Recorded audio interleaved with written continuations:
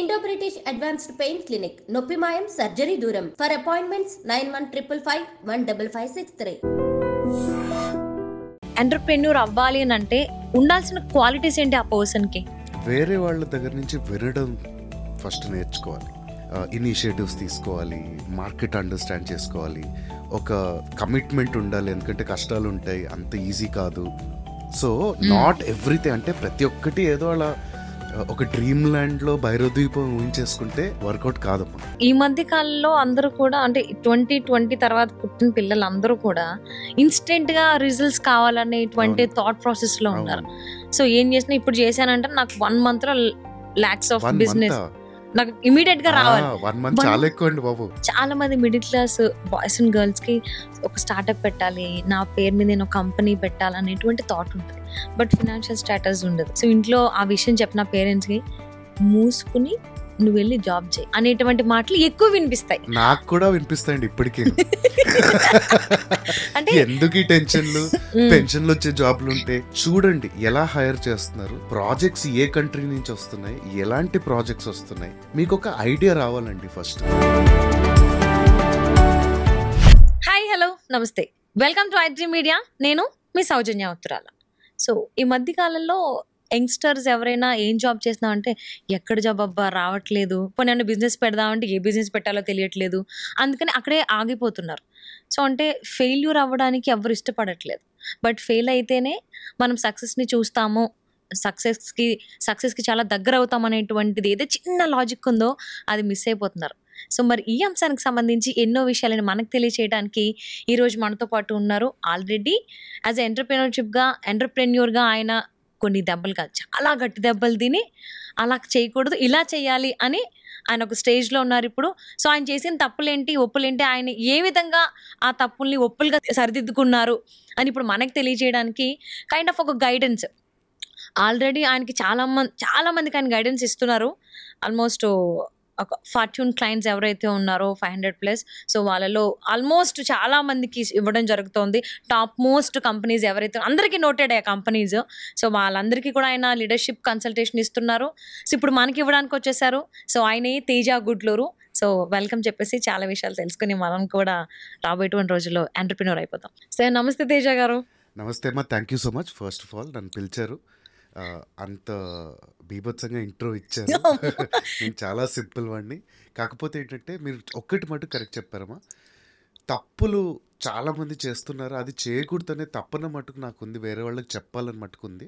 So thank you, అది మటుకు కరెక్ట్గా చెప్పారు. అంటే మేము పిలవగానే మీరు వస్తాను అని అదే వస్తాను అన్నప్పుడే మాకు అర్థమైంది. సో నేను చేసిన తప్పులు వేరే వాళ్ళు చేయకూడదు అంటే, తప్పులు చేయకుండా అయితే ఎవ్వరు కూడా సక్సెస్ అవ్వలేరండి. అంటే ఫెయిల్యూర్ అవ్వకుండా మనం సక్సెస్ అవ్వలేం లైఫ్లో. అవ్వాలి కానీ కొంతవరకు అవ్వాలి. అంటే కంప్లీట్ ఫెయిల్ అయిపోయి మనం డౌన్ఫాల్ అవ్వకూడదు. అంటే ఫెయిల్యూర్ని కూడా యాక్సెప్ట్ చేయాలి. సో అలా మీరు యాక్సెప్ట్ చేశారు కాబట్టి ఇప్పుడు మాకు చెప్పే స్టేజ్లో ఉన్నవారు, మేము వినే స్టేజ్లో ఉన్నాము. అంటే ఫస్ట్ ఆఫ్ ఆల్ అసలు ఎంటర్‌ప్రెన్యూర్ అవ్వాలి అని అంటే ఉండాల్సిన క్వాలిటీస్ ఏంటి ఆ పర్సన్కి? ఒకటమ్మా, వేరే వాళ్ళ దగ్గర నుంచి వినడం ఫస్ట్ నేర్చుకోవాలి. ఇది చాలామంది చెప్పరు, ఎందుకంటే మిగతా ఆంటర్‌ప్రెన్యూర్ స్కిల్స్ అన్నీ మార్కెట్లో ఆల్రెడీ చెప్పేసే ఉన్నారు. ఏమిటి అంటే ఇనిషియేటివ్స్ తీసుకోవాలి, మార్కెట్ అండర్స్టాండ్ చేసుకోవాలి, ఒక కమిట్మెంట్ ఉండాలి. ఎందుకంటే కష్టాలు ఉంటాయి, అంత ఈజీ కాదు, బ్రేక్ కూడా తీసుకోలేము. అంటే ఇప్పుడు ఒక ఆంటర్‌ప్రెన్యూర్ అనేవాడు గోవాకో సరదాగా బ్రేక్ తీసుకొని వెళ్తాడా? వాడి నిద్రలో కూడా బిజినెస్ దాసే ఉంటుంది. వాడే కరెక్ట్ ఆంటర్‌ప్రెన్యూర్. వాడు రిటైర్ అయిపోయిన తర్వాత లేకపోతే చచ్చిపోతూనే వాడికి బ్రేక్, ఒక ట్రూ ఆంటర్‌ప్రెన్యూర్కి. సో ఆ ప్రిపరేషన్ ఉండగలగాలంటే next 10 to 15 years of your life మీరు అనుకున్నట్టు సాగదు. ఆ స్కిల్స్తో పాటు మిగతా వాళ్ళ నుంచి నేర్చుకోగలిగే ఆ జ్ఞానం ఉండాలమ్మా. ఎందుకంటే నేను ఇంగ్లీష్లో దీన్ని టాక్సిక్ పాజిటివిటీ అంటారు. ఇప్పుడు ఒక ఆంటర్‌ప్రెన్యూర్ అనేవాడు ఎక్కడో కాఫీ షాప్లోనో నలుగురు ఫ్రెండ్స్తోనో కలిసి ఇది చాలా మంచి ఐడియా అనేసుకుంటారు. దాని తర్వాత ఇంకా ఆ ప్రపంచంలోనే ఉంటారు. అంటే ఏమిటి, ఈ ఐడియానే కరెక్ట్, ఇంకెవ్వడూ చేయట్లేదు అనేసుకుంటారు. నా దగ్గరకు వచ్చిన వాళ్ళలో నేను ఫస్ట్ క్వశ్చన్ అదే అడుగుతాను, ఎవ్వడూ చేయట్లేదు అంటున్నారు, మీరేమో ఆ పిచ్ డెక్ ఏదో చేసుకొని వచ్చారు సార్, మాకు ఇన్వెస్ట్మెంట్ ఇవ్వండి, ఇది 10,000 కోట్లు సంపాదించవచ్చు సార్ దీంట్లో అంటున్నావు. మరి అంత 10,000 కోట్లు సంపాదించేది అయితే టాటా వాళ్ళు ఎందుకు చేయట్లేదు, రిలయన్స్ వాడు ఎందుకు చేయట్లేదు? సో నాట్ ఎవ్రీథింగ్ అంటే ప్రతి ఒక్కటి ఏదో అలా ఒక డ్రీమ్ ల్యాండ్లో భైరవద్వీపం ఊహించేసుకుంటే వర్కౌట్ కాదమ్మా. సో ఆంటర్ప్రెన్యూర్కి కరెక్ట్గా ఫస్ట్ నాకు ఈ ఐడియా వచ్చిందంటే వ్యాలిడేట్ చేసుకోగలగాలి. అంటే 10 మందితో మాట్లాడాలి. 10 మంది నానా రకాలుగా చెప్తారు వాళ్ళకి తోచినట్టు. ఫీల్ కాకూడదు. వీడు ఎందుకు చెప్తున్నాడని ఆలోచించే అవగాహన ఉండాలి. నాకు తెలిసి అది చాలా ఇంపార్టెంట్. అది ఉంటే ఈరోజు ChatGPT ఉంది, యూట్యూబ్ ఉంది.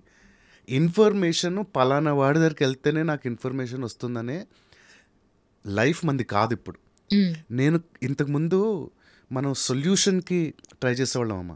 ఇప్పుడు క్వశ్చన్ కరెక్ట్గా అడిగితే చాలు, ChatGPT అన్నీ చెప్పేస్తుంది. నీకు ఆ క్వశ్చన్ కరెక్ట్గా ప్రశ్నించగలగాలి అంటే నువ్వు 10 మందితో మాట్లాడి నేర్చుకోవాలి. అది ఉంటే ఫస్ట్ బాటమ్ లైన్ మీరు ఆంటర్ప్రెన్యూర్ ఎవడైనా అవ్వచ్చు. వేరే వాళ్ళ దగ్గర నుంచి నేర్చుకుండే స్తోమత ఉండాలి. నన్ను అడిగితే అది చాలా ఇంపార్టెంట్. ఇన్పుట్స్ తీసుకోవాలి, తనకు వచ్చిన థాట్ ఏదైతే ఉంటే డిస్కస్ చేయాలి విత్ ద పీపుల్. అవునమ్మా, ఎందుకంటే ఒక ఐడియా నేను అనుకున్నప్పుడు, ఇప్పుడు మీరు ఇందాక మనం మాట్లాడుతున్నప్పుడు బేకరీ అన్నారు ఫర్ ఎగ్జాంపుల్. నేను బేకరీ పెట్టాలనుకుంటున్నానండి అంటాను.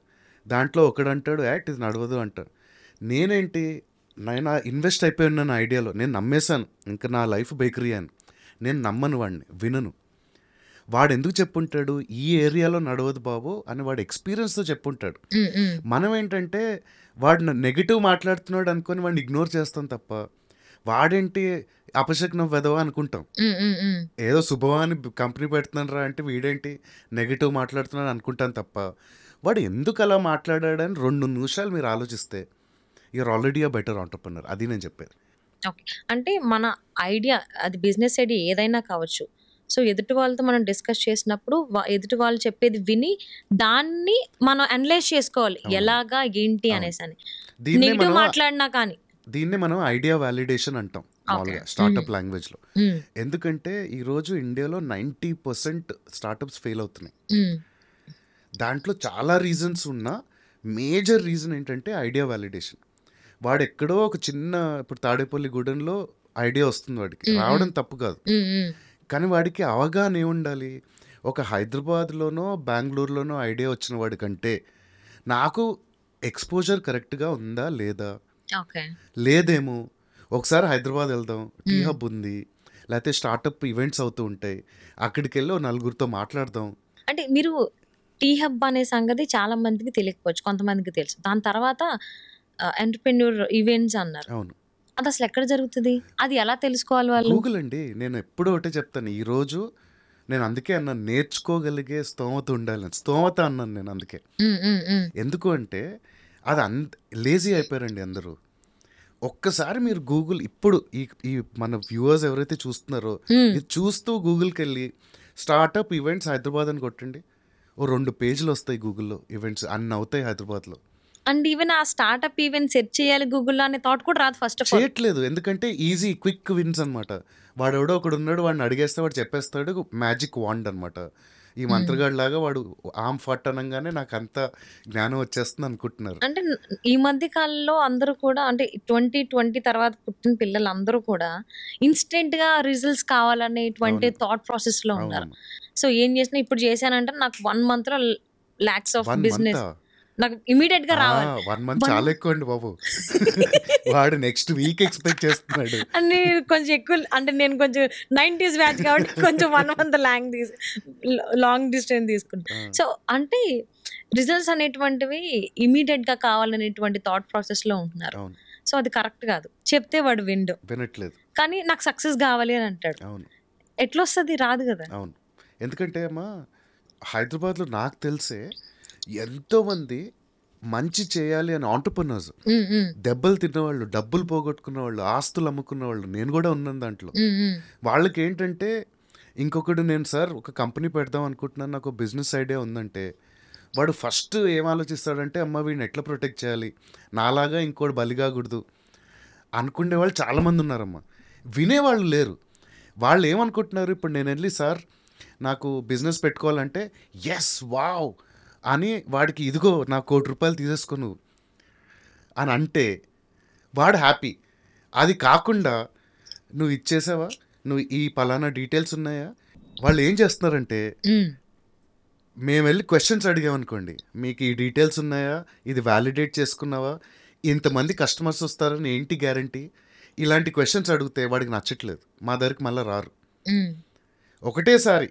కానీ కరెక్ట్గా నెగిటివ్ మాట్లాడేవాడే ఇంపార్టెంట్ ఆంటర్‌ప్రెన్యూర్ అనేది మర్చిపోతున్నారు. ఎందుకంటే పాజిటివ్ చాలా మంది చెప్తారమ్మా. అంటే ఆ ఫ్లాస్ అప్పుడే కదా తెలిస్తే మనం అంటే మనం అన్ని కరెక్ట్ అనుకుంటాం కానీ కాదు. వాడు 6 నెలల తర్వాత వాడే మళ్ళీ వచ్చి, సార్ మీరు కరెక్ట్ చెప్పారు సార్, వెధవా నేను నీకు 6 నెలలు సేవ్ చేద్దాం అనుకున్నాను రా, నువ్వు వినట్లేదు. అందుకే నేను వేరే వాళ్ళ దగ్గర నుంచి వినడం ఫస్ట్ నేర్చుకోవాలి. ఎందుకంటే అక్కడే మీకు ఎంబీఏ చేసినంత జ్ఞానం ఒక ఆంటర్‌ప్రెన్యూర్ నుంచి వస్తుందమ్మా. మన దౌర్భాగ్యం ఏంటంటే మన వరల్డ్లో ఒకడి ఫెయిల్యూర్ని సెలబ్రేట్ ఎప్పుడు చేసుకుంటారంటే వాడు సక్సెస్ అయినప్పుడే. ఇప్పుడు రతన్ టాటా గారి గురించి ఆయన ఇంత కష్టపడ్డారని చెప్పుకుంటారు. పెద్ద అంబానీ గారు, సీనియర్ అంబానీ గారి గురించి ఆయన ఇంత ఎందుకు చెప్పుకుంటున్నారు, ఆయన సక్సెస్ అయ్యారు కాబట్టే ఆయన ఫెయిల్యూర్స్ ఇంపార్టెన్స్ వచ్చాయి. ఓన్లీ ఫెయిల్యూర్స్ ఉండి జాబులు జాయిన్ అయిపోయిన వాళ్ళు ఆంటర్‌ప్రెన్యూర్స్ ఎంతోమంది ఉన్నారు. వాళ్ళు ఇచ్చినంత జ్ఞానం నీకు సక్సెస్ అయిన వాడు కూడా ఇవ్వలేడు. కానీ అలా నేర్చుకుండే అవగాహన ఉందా పిల్లలకి ఈరోజు ఆంటర్‌ప్రెన్యూర్స్ కంటే? లేదమ్మా. That's true. అది అస్సలు లేదు. సో అంటే ఏదైనా జాబ్ చేస్తున్నావు అంటే బిజినెస్ ఐడియా ఉంది, బిజినెస్ పెడదాం అనుకుంటున్నా, డబ్బులు కావాలి అంటే నువ్వు బిజినెస్ ప్లాన్ ప్రాపర్గా నువ్వు డెమో చూపించలేనప్పుడు సో ఎవరినైనా డబ్బులు ఎందుకు ఇన్వెస్ట్ చేస్తాడు? చేయడు. సో పోయిన జాబ్ చేస్తావా అంటే ఇంట్లో పరిస్థితి, అమ్మ రే ఖాళీగా ఉన్న ఇంట్లో ఆబ్వియస్లీ పేరెంట్స్ అడుగుతారు, అదే చదవడం అయిపోయింది ఇంకెన్ని రోజులు ఖాళీగా ఉంటావు, 1 year అయిపోయింది, 6 months అయిపోయింది, 2 years అయిపోయింది అంటే బిజినెస్ ప్లాన్లో ఉన్నా, బిజినెస్ థాట్స్లో ఉన్నా అంటారు. కానీ ఎవరికి రెస్పాన్సిబిలిటీ అనేటువంటిది లేదు. చాలా ఈజీగా ఈ క్షణం గడిచిపోతుంది కదా, బిందాస్ లైఫ్ ఉందా లేదా, అనుకున్న టైంకి కాళ్ళ దగ్గరకు వస్తున్నాయా, ఇదే థాట్ ప్రాసెస్లో ఉన్నారు కొంతమంది. అవును, ఖచ్చితంగా. ఎందుకంటే ఇది ఏమవుతుందంటే ఒక స్టార్టప్ అనేటప్పటికి ఇది చాలా మందికి కోపం వస్తుందని అంటే, ఎస్పెషలీ స్టూడెంట్ లెవెల్లో అమ్మ, వాడికి సొంతగా వాడు చదువుకున్న చదువుకి క్యాంపస్లో ప్లేస్మెంట్ రాలేదు అంటే వాడే ఉద్యోగం తెప్పించుకోలేకపోయాడు. వాడిప్పుడు ఆంటర్‌ప్రెన్యూర్ అయిపోయి 10 మందికి ఉద్యోగం ఇచ్చేస్తామని వాడు కాన్సెప్ట్లో. అంటే ఆంటర్‌ప్రెన్యూర్‌షిప్ అనేది ఒక ఫ్యాషన్ అయిపోయిందమ్మా. స్టార్టప్ అనేది ఒక ఫ్యాషన్ అయిపోయింది. ఇది అందరూ ఇలా చేస్తున్నారని నేను అనట్లేదు. కొంతమందికి నాకు ఎలా అయినా క్యాంపస్లో రాదు, ఓ స్టార్టప్ పెట్టేసుకొని ఫస్ట్ వాడు చేసే పని ఏంటంటే విజిటింగ్ కార్డు ప్రింట్ చేయించుకుంటాడు CEO అని. ఓకే, చేయించుకొని వాడు ఇంకా ఆంటర్‌ప్రెన్యూర్ అని డిసైడ్ అయిపోతున్నాడు. నీకు అసలు ఒక బిజినెస్ పరంగా నేను ఇది కొంచెం టెక్నికల్, నేను మామూలుగా అడుగుతాను, నీ యూనిట్ ప్రైస్ ఏంటి బాబు నీ బిజినెస్లో అని. యూనిట్ ప్రైస్ అంటే ఏంటండి అంటే, నువ్వు ఇప్పుడు ఒక వస్తువు ఒక సర్వీసో ఇస్తున్నప్పుడు నీ ఖర్చులు అన్నీ పోంగా నీకు పర్ సర్వీస్ ఆర్ ఒక ప్రోడక్ట్ నీకు అమ్మితే దాని ప్రైస్ ఏంటి నీకు పడేది. 90% ఆంటర్‌ప్రెన్యూర్స్కి వాళ్ళ కంపెనీలో యూనిట్ ప్రైస్ ఏంటో తెలియదమ్మా. ఫస్ట్ ఆల్ ఆ యూనిట్ అంటే బేసిక్ ఎకనామిక్స్ మనకి 10th నేర్పించేది. నీ యూనిట్ ప్రైస్ ఏంటో నీకు. అందుకే ఈరోజు పెద్ద పెద్ద కంపెనీలు కూడా లాసెస్లో ఉన్నాయి. ఈరోజు నేను ఎక్కడో రీసెంట్గా IIT కాన్పూర్లో కూడా ఇదే చెప్పాను. నీకు కనుక ఒక 10 లక్షలు సంపాదించే బిజినెస్ ఉండి దాంట్లో నీకు 2 లక్షలు ప్రాఫిట్ వచ్చిందంటే మీరు ఫ్లిప్కార్ట్, అమెజాన్ల కంటే బెటర్ పొజిషన్లో ఉన్నారు. 1000 కోట్ల లాస్ అండి వాళ్ళకి ఎవ్రీ ఇయర్. 1000 కోట్లు, అది ఓ బిజినెసేనా? ఈరోజు వావ్ నాకు 2 crores ఫండింగ్ వచ్చిందని సెలబ్రేషన్స్. అప్పు తెచ్చుకొని సెలబ్రేట్ చేసుకోవడం ఏంటండి? నువ్వు నిజంగా ఒక బిజినెస్ పెట్టుకున్నప్పుడు వాడు 2 కోట్లు నీకు ఎందుకు ఇస్తున్నాడు? నీ కంపెనీలో 20% ఏమో తీసేసుకొని, అంటే నీ కంపెనీని నువ్వు అమ్ముకుంటున్నావు ఓ రకంగా, అది సెలబ్రేట్ చేసుకోవడం ఏంటి?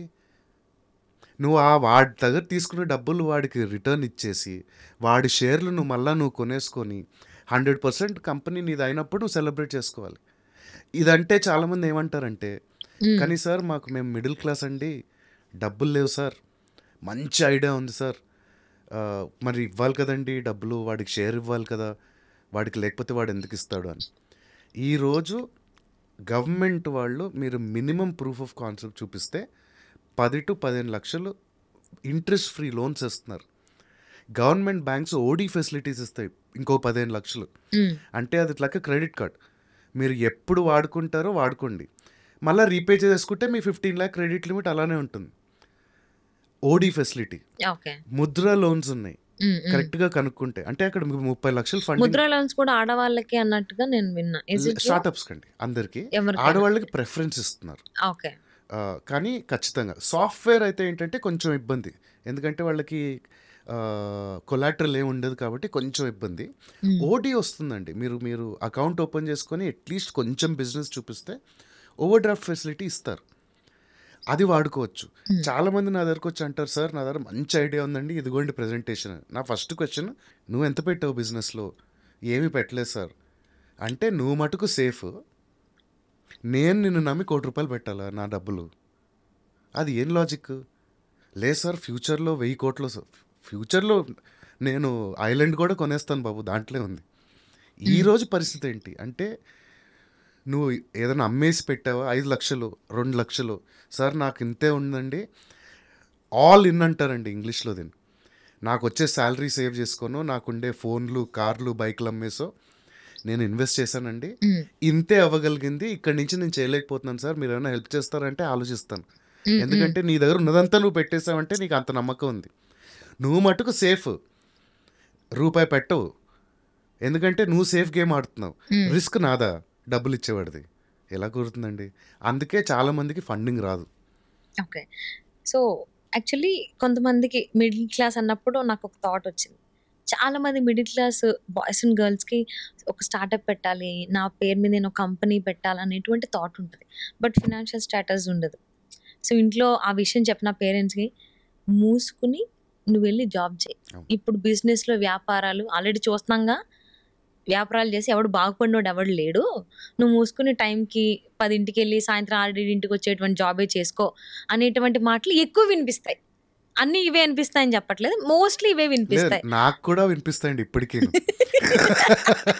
అంటే ఎందుకు ఈ టెన్షన్లు, పెన్షన్లు వచ్చే జాబ్లు ఉంటే ఎంకరేజ్మెంట్ ఉండదు బిజినెస్ పెడతామనంటే, ముఖ్యంగా ఆడవాళ్ళకి అసలు ఉండదు. నీకెందుకు పెళ్లి చేసుకుని పోయేదాకా, నీకు అవసరమా, వచ్చేవాడు చూసుకుంటాడు, వచ్చేవాడు చూసుకోవడం అనేది సెకండరీ. ఫస్ట్ ఆఫ్ ఆల్ తనకు ఒక థాట్ ఉన్నప్పుడు పెట్టాలనే ఆలోచన ఉంటుంది కదా, ఎప్పుడు స్టడీయింగ్ కాలేజ్ డేస్ చదువుకున్న టైంలోనే. సో వాళ్ళకి మీరు ఇచ్చే అంటే లైక్ కెరీర్ ఇప్పటి వరకు మీరు చాలా మందికి గైడెన్స్ ఇచ్చారు. యూనివర్సిటీలో కూడా ఐఐఎం ఉదయ్పూర్లో అనుకుంటా మీరు యాజ్ ఎ కన్సల్టెంట్గా ఉన్నారు. కాబట్టి ఎవరైతే ఈ థాట్ ప్రాసెస్లో ఉన్నారో, నేను ఫ్యూచర్లో ఒక బిజినెస్ స్టార్ట్ చేయాలి, either online kind of thing కావచ్చు, అది కూడా ఇప్పుడు బిజినెస్సే కదా. ఓన్లీ ఒక షాప్ తీసుకుని షటర్ తీసుకుని అందులో ఫుడ్ ఒక ప్రోడక్ట్ అమ్మితేనే బిజినెస్ కాదు, బిజినెస్ అనేటివి చాలా ఉన్నాయి. సో స్టూడెంట్ ఏజ్లో ఉన్నటువంటి వాళ్ళకి మీరు ఇచ్చేటువంటి గైడెన్స్ ఏంటి? First of all job join అవ్వాలమ్మా. Unless they have ground breaking ideas, వాళ్ళు ఆల్రెడీ బ్రిలియంట్గా ఉన్నారు, ప్రోటోటైప్స్ బిల్డ్ చేశారు అనేవాళ్ళు తప్ప. మీరు అన్న క్వశ్చన్కి అంటే, నాకు సొంతగా ఏదో చేసుకోవాలని ఒక థాట్ ఐడియా ఉందంటే, మీకు ఆంటర్ప్రెన్యూర్ ఫ్యామిలీ కాదనుకోండి, అంటే ఆల్రెడీ మీరు బిజినెస్ ఫ్యామిలీ నుంచి వస్తే కొన్ని అబ్జర్వ్ చేసో చూసో సమ్ జెనెటిక్స్, మీరు 2nd generation 3rd generation entrepreneur అయితే కనుక ఇంట్లోనే గైడెన్స్ ఉంటుంది మీకు. ఫ్యామిలీ మెంబర్ షాప్ పెట్టుకున్నారు, లేకపోతే ఎవరికో ఫ్యాక్టరీ ఉంది, వాళ్ళకి ఈజీ అమ్మా. ఆల్రెడీ దెబ్బ తిన్న వాళ్ళు కూడా ఉంటారు బిజినెస్లో, వాళ్ళకి ఈజీ. ఆల్రెడీ మీ ఫ్యామిలీలో బిజినెస్ ఉన్నవాళ్ళు ఆంటర్ప్రెన్యూర్స్ ఉంటే వాళ్ళకి ఈజీ ఒక కంపెనీ గురించి ఆలోచించడం, ఎందుకంటే ఫండింగ్ పరంగా, నాలెడ్జ్ పరంగా, గైడెన్స్ పరంగా వాళ్ళకి ఫ్యామిలీలోనే వాళ్ళు చిన్నప్పటి నుంచి చూసుంటారు. సో వాళ్ళకి సక్సెస్ అయినా ఫెయిల్ అయినా ఒక నాలెడ్జ్ ఉంటుంది. అదే మీరు వర్కింగ్ క్లాస్ నుంచి వచ్చారనుకోండి, మీకు బ్యాకింగ్ ఉండదు, సపోర్ట్ ఉండదు. ఎందుకంటే పేరెంట్స్ కూడా, నేను నా ఫ్యామిలీలో చూసింది, నేను లోవర్ మిడిల్ క్లాస్ ఫ్యామిలీ నుంచి వచ్చాను, వాళ్ళ టెన్షన్ అంతా నేనేదో బిజినెస్ చేయకూడదు అని కాదు, వీడు పడతాడేమో, అదే హ్యాపీగా ఉద్యోగం ఉంటే వాడికి పెళ్ళిళ్ళు అవుతాయి, సంబంధాలు వస్తాయి, ఇల్లు కొనుక్కుంటాడు, ఏదో ఇలాంటి ఆలోచనలు తప్ప. వాళ్ళు నేను ఆంటర్ప్రెన్యూర్ అయిపోయి నేను ఏదో మర్సిడీస్ కార్లో తిరగకూడదని వాళ్ళకి ఉండదమ్మా. వాళ్ళకి ఎక్స్పోజర్ లేదు, వాళ్ళకి టెన్షన్, ఎందుకంటే వాళ్ళ కల్చర్, వాళ్ళ కండిషనింగ్ అలా ఉంటుంది. అలాంటి వాళ్ళు మటుకు నా సిన్సియర్ సజెషన్ ఏంటంటే, మీరు ఏ బిజినెస్ ఐడియా అనుకుంటున్నారో ఆ బిజినెస్లో మీరు ఒక ఉద్యోగంలో జాయిన్ అవ్వండి. ఫస్ట్ ఒక 1 year పనిచేయండి, తెలుసుకోండి. ఎందుకంటే మీకు ఫ్యామిలీలో ఫ్రీగా ఇవ్వడు ఆ ఇన్ఫర్మేషన్, నాలెడ్జ్ ఇవ్వడు. కాబట్టి నేను ఇప్పుడు ఫర్ ఎగ్జాంపుల్ ఒక ఐటీ కంపెనీ పెడదాం అనుకున్నాను, మీరు ఐటీలో జాయిన్ అవ్వండి, చూడండి ఎలా హైర్ చేస్తున్నారు, ప్రాజెక్ట్స్ ఏ కంట్రీ నుంచి వస్తున్నాయి, ఎలాంటి ప్రాజెక్ట్స్ వస్తున్నాయి, ఎలాంటి వాళ్ళని హైర్ చేస్తున్నారు, ఫ్రెషర్స్ని ఎంతమంది మీకు ఒక ఐడియా రావాలండి ఫస్ట్. ఎందుకంటే మీకు న్యాచురల్గా అది లేదు. ఒక 1 year మీకు అర్థమైన తర్వాత మీకే అనిపిస్తుంది, ఓకే ఇది కొంచెం కాంప్లికేటెడ్, నా వల్ల కాదేమో, ఇంకేదైనా ఐడియా. అలాంటప్పుడు my suggestion is continue in this job. మీరు ఒక స్టార్టప్కి కావాల్సిన ఒక ఫస్ట్ 5 lakhs 6 lakhs సేవ్ చేసుకోండి. Plus me 3 to 6 months me life style expenses ఏవైతే ఉంటాయో అది సేవ్ చేసుకోండి. అప్పుడు మీరు ఉద్యోగం వదిలేసి స్టార్టప్ అని తిరగండి. మీ లైఫ్ స్టైల్ కానీ మీ ఫైనాన్సెస్ కానీ ఒకటిపైన డిపెండెంట్ కాకుండా మీరు చేసుకోగలరు. ఇది చేయలేనప్పుడు మటుకు ఖచ్చితంగా కష్టాలు ఉంటాయి. అది ఎలా అయినా అవ్వచ్చు. ఈరోజు కంపెనీస్ టేక్ 2 ప్రోగ్రామ్ అని ఒకటి చేస్తాయమ్మా.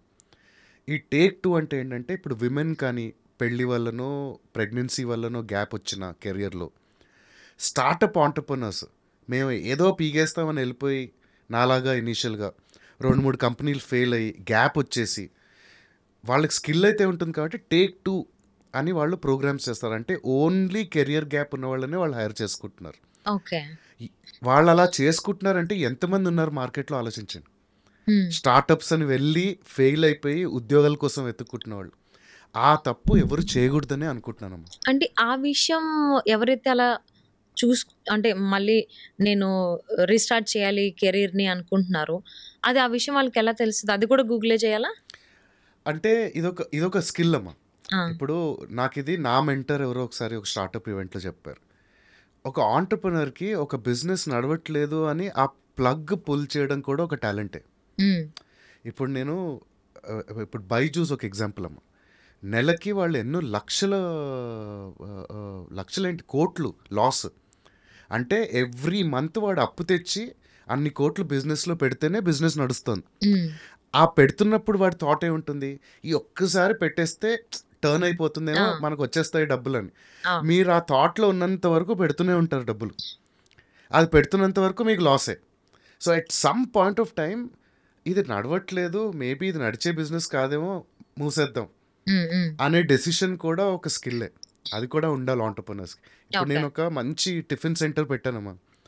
ఒక 35-40 lakhs ఖర్చు పెట్టాను. ఎక్విప్మెంట్ అంతా హడావిడి, రావట్లేదు డబ్బులు. కానీ నేను మాస్టర్ని పెట్టుకోవాలన్నా, స్టాఫ్ని పెట్టుకోవాలన్నా, ఎలక్ట్రిసిటీ, అడ్వర్టైజ్మెంట్ అన్నీ కలిపి నాకు ఒక 3 lakhs అవుతుంది అనుకోండి నెలకి. నేను 3 lakhs పెడితే తప్ప షట్టర్ ఎత్తే పరిస్థితి లేదు. నాకేమో 1 lakh రూపాయల కంటే రావట్లేదు రాబడి. ఎన్ని రోజులు ఈ 2 lakhs ఎక్స్ట్రా మీరు పెడుతూ ఉంటారు? ఎప్పుడో ఒక రోజు అయితే మీకు ఎన్ని రోజులు పెడతాం ఈ 2 lakhs? ఆ డెసిషన్ తీసుకున్న రోజు మీరు నెక్స్ట్ మంత్ 2 lakhs సేవ్ చేసినట్టే. అవును. అది కూడా చాలా ఇంపార్టెంట్ అమ్మా. అది సొంతగా తెలియాలి, లేకపోతే గైడెన్స్ తీసుకోవాలి. ఒకడు నెగిటివ్ మాట్లాడిన వాడిని నమ్మాలి. అవును. అలా కరెక్ట్గా మాట్లాడేవాడినే పట్టుకోవాలి మెంటర్ కింద. సార్ ఇది నడవట్లేదు సార్ అంటే, మూసే ఇది వర్కౌట్ కాదు అన్నాడంటే మూసేయండి. ఎందుకంటే వాళ్ళకి తెలిసినంత మీకు తెలుసుంటే మీరు ప్రాఫిట్లో నడిపించేవాళ్ళు కదా. అదే నేను ఫస్ట్ చెప్పింది, వేరే వాళ్ళ దగ్గర నుంచి విండని నేర్చుకోగలిగాను. సో అప్పుడు మళ్ళీ అది ఇంపార్టెంట్ అవుతుంది. ఆ నెగిటివ్ కూడా మనం అనలైజ్ చేసుకోవాలి, ఎక్కడ ఏంటవుతుంది, ల్యాక్ ఆఫ్ అనేది మనకు అన్ని మనం గుర్తించలేము. ఇప్పుడు సినిమాలో వేణుమాధవ్ గారి స్టోరీ ఉంటుంది, గుర్తుందో లేదో మీకు? అది మూవీ పేరు నేనింతేనో ఏదో. ఒక పిట్ట గురించి చెప్తాడు స్టోరీ. అంటే ఒక పిట్ట ఐస్లో వెళ్తుంది, కోల్డ్ ప్రదేశంలో వెళ్తూ ఫ్రీజ్ అయిపోయి పడిపోతుంది, ఆల్మోస్ట్ చచ్చిపోతుంది అన్నప్పుడు ఒక ఆవు వచ్చి పేడేస్తుంది. అది కొంచెం వామ్గా ఉండేటవాడికి హ్యాపీగా అది పాటలు పాడుతూ ఉంటే ఒక పిల్లి వచ్చి ఖర్చుకొని పోయి తినేస్తుంది. దీంట్లో నీతి ఏంటంటే, మీరు కష్టాల్లో ఉన్నప్పుడు పాడేయకూడదు, కష్టాల్లో ఉన్నప్పుడు ఆనందంగా ఉన్నప్పుడు పాడేయకూడదు, మిమ్మల్ని పేడలోంచి తీసేవాడు ఎప్పుడు మీ శ్రేయోభిలాషే అవ్వాల్సిన అవసరం లేదు, అలా అని మీ పైన పేడేసేవాడు మీ ఎనిమీ అని కూడా ఇది లేదని ఒక చిన్న స్టోరీ సరదాగా చెప్తారు. స్టార్టప్లో కూడా చాలా ఇంపార్టెంట్ అమ్మ. వాడు నెగిటివ్గా మాట్లాడుతున్నాడు అంటే నువ్వు నీ ఎదుగుదల నీ కోరుకోవట్లేదని కాదమ్మా. సమ్ టైమ్స్ నీకు ఇచ్చే బెస్ట్ లవ్, ఎఫెక్షన్, కేర్ నేను నీకు ఆనెస్ట్గా ఉన్నది చెప్పడం అదొక వరం. మనకి ఎవరైనా అలా చెప్పేవాళ్ళు దొరికితే వాళ్ళని దగ్గర పెట్టుకోవాలి. మనకేంటంటే అది ఇష్టం ఉండదు. మన ఫ్లాస్ మనకు తెలియదు, చూసేటోడికే తెలుస్తుంది. సో అప్పుడే కానీ అలా మనం దాన్ని చెప్పేవాళ్ళు కరెక్ట్ కూడా ఇష్టం లేదు. చేసుకోగలుగుతాం. వాడు విలన్ అయిపోతాడు మన లైఫ్లో. మనతో కలిసి మనకి అన్ని చెడు వ్యసనాలు నేర్పించి అంత ఫాల్స్ పాజిటివిటీ చేయించే వాళ్ళే మనకి ఎక్కువ ఇష్టం, రైట్? ఇప్పుడు మ్యాక్సిమం నలుగురు కూర్చొని స్టార్టప్స్లో నలుగురు కూర్చుంటారమ్మా, ఒక ఐడియా అనేసుకుంటారు, దాంట్లో బతికేస్తారు 2 వారాలు, కంపెనీ రిజిస్టర్ చేసి నలుగురు పార్ట్నర్లు అయిపోతారు. స్కిల్ ఎవరికి ఉండదు. ఓకే, నీకు ఒక ఫైనాన్స్ స్కిల్ కావాలి, ఒక హెచ్ఆర్ స్కిల్ కావాలి, రైట్? ఇన్ని ఉండే వాళ్ళని పెట్టుకోవాలి పార్ట్నర్స్ కింద. ఒక డబ్బులు తీసుకొచ్చేవాడు ఉండాలి. వీళ్ళు ఏంటంటే మేము నలుగురు మంత్ అవుతున్నో కాఫీ తాగుతున్నో ఒక ఐడియా అనేసుకుంటారు, ఇంకా వాళ్ళే పార్ట్నర్స్. నాకు స్కిల్ ఉందా, మేము నలుగురికి కలిసి ఈ కంపెనీ అసలు గ్రో చేయగలం అనే ఆలోచన కూడా ఉండదు. అలాంటప్పుడు నాలాగా కొంచెం కొట్టినట్టు మాట్లాడేవాడిని పెట్టుకోవాలి. ఇప్పుడు నన్ను పెట్టుకోమని కాదు, నాలాగా మాట్లాడేవాడిని పెట్టుకోవాలి. ఉన్నది ఉన్నట్టు చెప్పేవాళ్ళు. నేను నీకు ప్లెజర్ ఇవ్వను, పెయినే ఇస్తాను, కానీ బాగుపడతావు. పెయిన్ ఉంటేనే కదా బాగుపడేది. సో చాలా మంది స్టార్టప్స్ ది ఇలా ప్రెజెంటేషన్ ఇచ్చినప్పుడు, లేకపోతే ఆల్రెడీ స్టార్ట్ చేయబోయి ఆగిపోవడం ఇలా జరుగుతూ ఉంటాయి స్టార్టప్స్ లో. సో వాళ్ళు ఎక్కడ రాంగ్ చేస్తున్నారు అనేది వాళ్ళకి తెలియదు. సో అది ఎలా తనకు తాను ఎలా తెలుసుకోవాలి అంటే అగైన్ మెంటర్స్ పెట్టుకోవాలమ్మా, అడ్వైజరీ బోర్డు పెట్టుకోవాలి. ఓకే, ఇప్పుడు చాలా మంది ఉన్నారు, రిటైర్ అయిపోయిన ఆంటర్ప్రెన్యూర్స్ ఉంటారు, లేకపోతే ఇప్పుడు ఐటీ కంపెనీస్లో చేస్తూ ఆంటర్ప్రెన్యూర్షిప్ ఇంట్రెస్ట్ ఉంటుంది, కానీ వాడికి ఈఎంఐస్ ఉంటాయి, పిల్లల చదువులు ఉంటాయి, వాడు రిస్క్ తీసుకోలేడు, వాడు ఉద్యోగమే చేస్తున్నాడు, కానీ వాడికి ఇంట్రెస్ట్ ఉంటుంది. నేను అలాంటి వాళ్ళని అడ్వైజరీస్ కింద పెట్టుకోండి. ఇప్పుడు మామూలుగా కంపెనీలో అడ్వైజరీ షేర్ అని ఇంత పర్సెంటేజ్ 1 to 5% పక్కన పెడతారు. సో నువ్వు నా కంపెనీలో అడ్వైజ్ చేస్తున్నందుకు నీకు 1% షేర్ ఇస్తాను. శాలరీలు ఇచ్చుకోలేను, చిన్న కంపెనీ. 1% అంటే మనం గ్రో అయ్యామంటే ఇప్పుడు 1% of 1 lakh company, 1% of 10 crore company, చాలా డిఫరెన్స్ కదమ్మా. అలా అడ్వైజర్స్ తెచ్చుకోండి, వాళ్ళు చెప్తారు మీకు. కానీ యాజ్ అ CEO నువ్వు వాళ్ళని వినగలగాలి. వాడు ఇది వద్దు సార్ మీకు వర్కౌట్ కాదు అంటే వాడు చెప్పేది మీరు కన్సిడర్ చేయగలగాలి. ఇప్పుడు రాజులకి మంత్రులు ఉండేవారు చూసారమ్మా, అలా నువ్వు రాజనే ఫీల్ అవ్వు CEO అయిపోతే, కార్డు ప్రింట్ చేసుకొని. కానీ రాజుకు కూడా మంత్రి ఉంటాడు, వాళ్ళని అపాయింట్ చేసుకొని అంటున్నా. అదొకటే సొల్యూషన్. లేదు అంటే టీ హబ్ లాగానో స్టార్టప్ ఇన్క్యుబేటర్స్ అంటారమ్మా, వాళ్ళకి అప్లై చేయండి, వాళ్ళు 5% దాకా తీసుకుంటారు మీ కంపెనీలో షేర్. మీ ప్రోడక్ట్ నచ్చితే, మీ ఐడియా నచ్చితే వాళ్ళే మీకు గైడెన్స్ ఇస్తారు, మెంటరింగ్ ఇస్తారు, ఇన్వెస్టర్స్ని పరిచయం చేపిస్తారు, డబ్బులు సాయం చేస్తారు. అలాంటి వాళ్ళకి అప్లై చేయాలి. లేదు నేనే తోపు అనుకుంటే ఖచ్చితంగా ఫెయిల్యూర్స్ కూడా మీరే రెస్పాన్సిబిలిటీ తీసుకోవాలి. అది క్వశ్చన్ చేయాలంటే అడ్వైజర్స్ పెట్టుకోవాలి, అంతే. ఓకే, సో అంతేకాకుండా ఇంకొంతమందికి ఏంటి అంటే థాట్స్ ఉన్నా, అంటే ఏదో బిజినెస్ చేయాలని ఉంటుంది, కానీ ఏ బిజినెస్ చేయాలో అర్థం కాదు. ఇప్పుడు ఏవో ఫ్రాంచైజీస్ వచ్చేస్తున్నాయి కదా, అది తీసుకుందామా, ఒక 2 లక్షలు 3 లక్షలు పెడితే వచ్చేస్తుంది కదా, ఫ్రాంచైజీ నడిపించేద్దాం, నేను ఒక బిజినెస్ చేస్తానని ఫీలింగ్లో నేను ఉండొచ్చు కదా అనేటువంటి థాట్ ప్రాసెస్ ఉంటుంది. Is it right or else wrong? అంటే దట్ ఈస్, నేను ఫస్ట్ టైం ఆంటర్ప్రెన్యూర్స్కి అదే రికమెండ్ చేస్తాను. ఓకే, ఒక రకంగా చెప్పాలంటే, ఎందుకంటే అది ఒక సెట్ బిజినెస్ మోడల్. వాడు ఫ్రాంచైజీ ఇస్తున్నాడు అంటే నేను ఏదో పాపారావు కంపెనీ ఫ్రాంచైజీ అంటే ఆలోచించాలి. ఎస్టాబ్లిష్డ్ బ్రాండ్స్ కొన్ని ఉంటాయమ్మా, ఏది టీ స్టాల్ అయినా. ఓకే, చెప్పండి. అంటే ఎస్టాబ్లిష్డ్ అన్నారు, ఇప్పుడు కొన్ని ఎస్టాబ్లిష్డ్ కాకపోయినా కానీ వచ్చి ఒక 6 నెలలు అయినా కానీ వాళ్ళు ఫ్రాంచైజీ ఇచ్చేస్తున్నారు, అదొక బిజినెస్ అయిపోయింది ఇప్పుడు లిటరలీ చెప్పాలంటే. I think so, right are wrong I don't know. So ఒక 6 నెలలు రావడం, రీల్స్లో ప్రమోట్ చేసుకోవడం, మార్కెటింగ్ చేసుకోవడం, ఫ్రాంచైజీ ఇచ్చేస్తున్నామని చెప్పడం ఒక 6 నెలల తర్వాత. కనీసం ఆ ఫ్రాంచైజీ వీడియో చూసే వరకు కూడా ఇది ఒక కంపెనీ కైండ్ ఆఫ్ బ్రాండ్ ఉంది, ఇది ఒక ఫుడ్ కైండ్ ఆఫ్ ది, ఈ ఫుడ్ దాంట్లో ఉంది ఇండస్ట్రీలో అనేది తెలియని కూడా తెలియదు. సో ఆ చూసింగ్ ఏదైతే ఉందో, ఫర్ ఎగ్జాంపుల్ నేనే ఉన్నా, నాకు ఒకటి ఉంది, నా పేరు మీద నేను ఒక ఫుడ్ బిజినెస్ రన్ చేయాలి, or else clothing business run చేయాలి అని. బట్ ఫుడ్ దగ్గరికి వెళ్ళాలా, క్లాతింగ్ దగ్గరికి వెళ్ళాలా? ఒకవేళ ఫుడ్ దగ్గరికి వెళ్తే food always on top business విషయంలో, అందులో ఫ్రాంచైజీ తీసుకోవాలా లేకపోతే నేను ఓన్గా క్రియేట్ చేయాలా అనే కైండ్ ఆఫ్ డైలమాలో ఉన్నా. నేనేం చేయాలి ఇప్పుడు? సింపుల్ అండి, ముక్కు మూలం తెలియని ఫ్రాంచైజ్ అయినా బ్రాండ్ అయినా ఓనర్ ఇప్పుడు ఎవరైతే ఫ్రాంచైజీ ఇస్తున్నారో వాడిని నమ్మకూడదండి.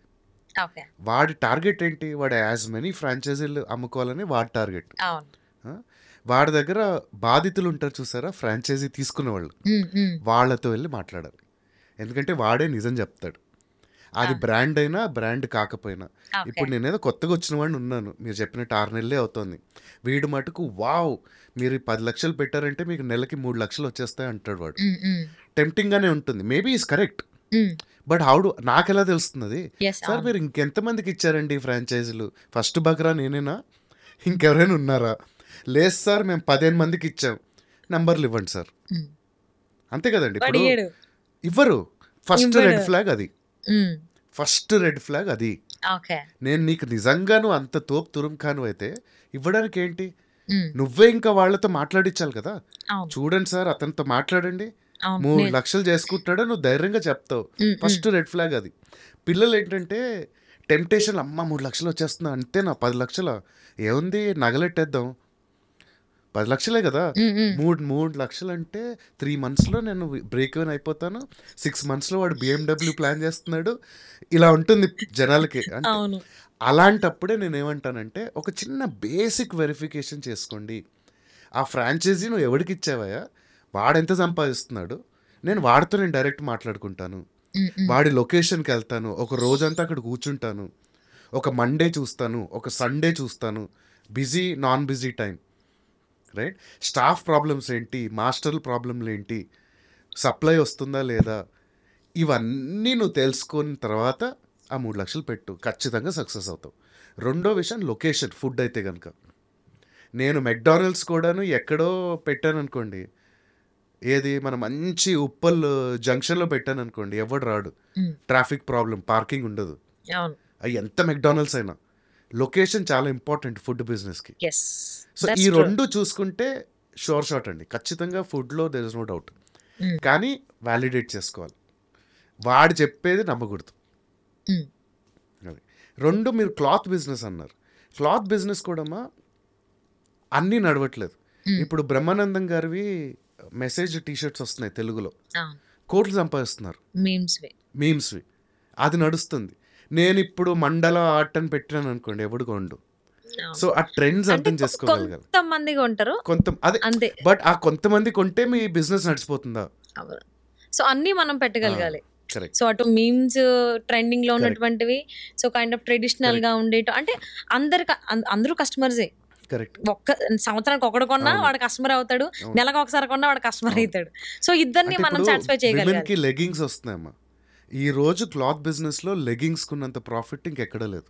But they are not good for health అని చెప్పి డాక్టర్ సజెషన్స్ ఇస్తున్నారు. అది తెలియదమ్మా, నేను ప్యూర్ బిజినెస్ మాట్లాడుతున్నాను, అది నాకు తెలియదు. అంటే ఇప్పుడు ఆయిల్ బ్యాడ్ కాబట్టి ఫుడ్ కూడా బ్యాడే, అది నేను చెప్పలేను.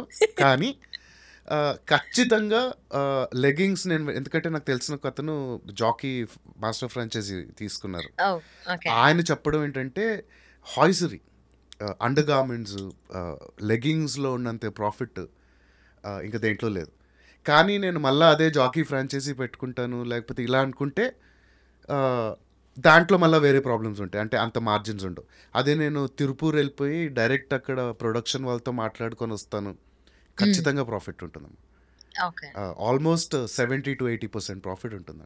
అంటే ఒక స్టార్ట్అప్ చేస్తున్నామనంటే బ్యాక్ ఎండ్ ప్రాసెస్ ఏదైతే ఉందో అది ఎప్పటి నుంచి చేయాలి? స్టార్టింగ్ మీరు ఐడియా అనుకున్నప్పటి నుంచి చేయాలమ్మా. అప్పటి నుంచి చాలా మంది ఏం చేస్తారంటే, అదే చెప్తున్నాను కదా, ఇప్పుడు నేను బ్యాక్ ఎండ్ వర్క్ ఏం చేయరు, నాకు థాట్ ఉంది నేను చేసేస్తా అంతే. డబ్బులు నోడు చేస్తాడు, డబ్బులు లేనోడు డబ్బులు ఎప్పుడు వస్తాయి ఎప్పుడు స్టార్ట్ చేద్దాం అని చూస్తాడు అంతే. డబ్బులు లేనివాడు పాలిటిక్స్ మాట్లాడతాడు, గవర్నమెంట్ బాగాలేదు అంటే. డబ్బులు లేనివాడు అనట్లేదు, డబ్బులు లేక ఎఫర్ట్ పెట్టకుండా నేర్చుకునేవాడు, దే విల్ బ్లేమ్ అదర్స్. ఈరోజు నా దగ్గరికి ఎంతోమంది వస్తారమ్మా, సార్ నాకు ఈ ఐడియా ఉంది ఏదైనా హెల్ప్ చేస్తారా? నేను డబ్బులు ఇవ్వను బాబు, నీకు డబ్బులు వచ్చేటట్టు చేస్తాను, నేను టైం ఇస్తాను. అంటే ఎలా, ఇది నీ ఐడియా, ఇది వర్కౌట్ అవుతుందా లేదా? నాకు తెలియదు అనుకోండి ఆ ఫీల్డ్. ఇప్పుడు రీసెంట్గా ఒక అబ్బాయి వచ్చాడు నా దగ్గరికి, అతను మెడికల్ మన అంబులెన్సెస్కి వాటికి కంగ్లామరేట్ చేసి, ఇర్రెస్పెక్టివ్ ఆఫ్ వాట్ హాస్పిటల్, నేను ఒక ఓలా లాగా అంబులెన్స్కి అనేదో విజయవాడలో గుంటూరులోనో ఒక కాన్సెప్ట్ అనుకుని వచ్చాడు. నేనన్నాను, ఒరే నువ్వు ఫస్ట్ నీ కాలనీకి అంబానీ అవ్వరా, ఇండియన్ తర్వాత దున్నెద్దు కానీ నువ్వు, ఆ బిజినెస్ మ్యాన్లో డైలాగ్ లాగా అనమాట. నువ్వు దునియా తర్వాత దున్నదు కానీ నీ కాలనీలో ఫస్ట్ నువ్వు అంబానీ అవ్వు. నీ కాలనీలో ఎవడైనా నీ సర్వీస్ వాడాడరా, నీ ఇంటి పక్కనోడు, ఆ వీధి చివరివాడు, వాడే నిన్ను పట్టించుకున్నప్పుడు నేను ₹1,00,00,000 పెట్టి నువ్వు జనాలందరూ నిన్ను వాడతారని నేను ఎలా అనుకుంటాను? నువ్వు ఫస్ట్ అది ప్రూవ్ చేసుకోరా. 3 వీక్స్లో 4 నర్సింగ్ హోమ్లకు కాంట్రాక్ట్లు సైన్ చేసుకుని వచ్చాడు. వావ్. అంటే సమ్టైమ్స్ ఆ ఎఫర్ట్ కనపడగలగాలి.